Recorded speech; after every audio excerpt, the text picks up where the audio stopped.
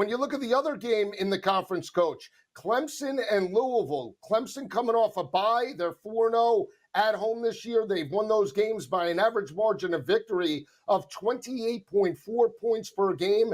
Did pick up a win 2 weeks ago against Virginia, 48-31. They've dominated the series against Louisville. They have won 8 straight heading into this matchup, but they're coming out of a bye, and we always talk about a bye being a benefit or a detriment to a team. How do you see the bye week affecting Clemson heading into week number 10? Well, I think they need it this late in the season. You need that bye week to get well. And Louisville may be the best team they play for the rest of the season. They don't line up against Miami. So this is probably the team they've got to beat to get through. And Louisville is a lot better than their record. They have lost 3 games, football games that, man, they could have won very easily against really good football teams. But again, I really consider that Clemson, really, once they lost, I think of Georgia and I think of Clemson. Georgia lost that Alabama game. From that point forward, they've been getting better and better. Then Clemson lost that Georgia game, and from that point on, they're getting better and better. The key is Cade Klubnik has become an outstanding quarterback. He's throwing the deep ball, and there's one thing Louisville has a trouble with. They have trouble with the vertical deep pass, and that's what Klubnik loves to do right now. And you saw them get exposed a couple of weeks ago against Miami. Cam Ward had great success over the middle part of the field in that 7-point win. So we'll see how that plays out from a defensive perspective. When you look at Clemson right now, averaging 190 rushing yards per game, they're throwing for 290 yards per game through the air with Klubnik. He's played very well, completing well over 65% of his passes, 20 touchdowns. And Coach, Clemson's offensive line has only allowed 6 sacks. So they're allowing Cade Klubnik the time to locate his wide receivers this season. Well, again, you're looking at the running game is going with the passing game. And it doesn't matter which one comes first. He's hitting the vertical passes downfield, and now that spreads out the safeties of the secondary, so that running game starts working. And then when the defensive line has to worry about a run to a pass, they can't put their ears back and go after the quarterback. So that run game helps them protect the quarterback, easier to protect the quarterback when you're running the football, and it gives the quarterback a break every now and then and not have to throw every down. A&M, who has been highly impressive since losing its opening game of the year against Notre Dame, is now only a 2.5-point favorite on the road in Columbia against South Carolina. It feels fishy. It certainly feels like a trap spot. Will the Aggies avoid it tomorrow against South Carolina?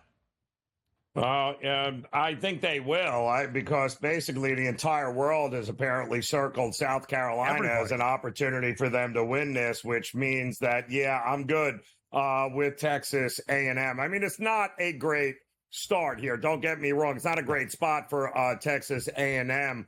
But is it Wegman that's going? I mean, South Carolina at home has been pretty profitable in these spots. And let's face it here, A&M 2-5 against the number is a road favorites. But I don't know, man. I like Texas A&M's defense. I think Mike Elko has got this team believing, and I think they're worthy of the hype. I don't trust South Carolina or their quarterback to make a play when it matters the most. I'll take Texas A&M in this one.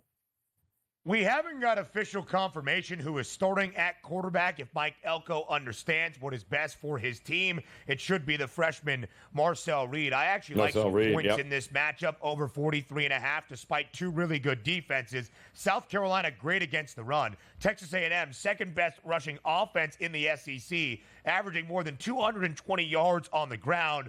Only about $190 through the air. They're almost like a service academy. All right, the rest of this college football slate for Saturday. Joe, I do want to highlight the second ranked versus ranked matchup of this weekend. The only other one outside of the top 5 tilt in-state college. It's Pitt, it's SMU. The Panthers, number 18 in the country. SMU, in its first year in ACC play, is unbeaten, ranked inside the top 20. Pitt is a perfect 7-0 overall for the first time since the early 80s, and yet the Stangs, in the heart of ACC country, in the heart of Texas and Dallas, laying more than a touchdown. Joe, can Pitt stay in this game? Maybe even pull off the outright upset?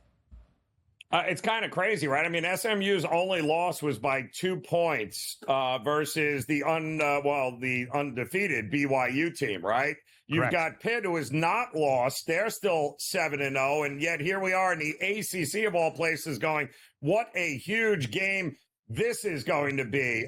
Listen, I think the SMU barely beating Duke last week was maybe an opportunity to get a better number in this game, because I do think SMU is the better team here. I think SMU's offense should be able to put up some points. It's a big ask, asking the young quarterback of Pittsburgh to go on the road here. I do think SMU wins this game. I'm not sure they cover it, Ben, but I do believe SMU wins it. And more importantly, I think it's a fantastic in-game live betting opportunity. Yeah. Hope Pittsburgh gets out in front and jump all over SMU.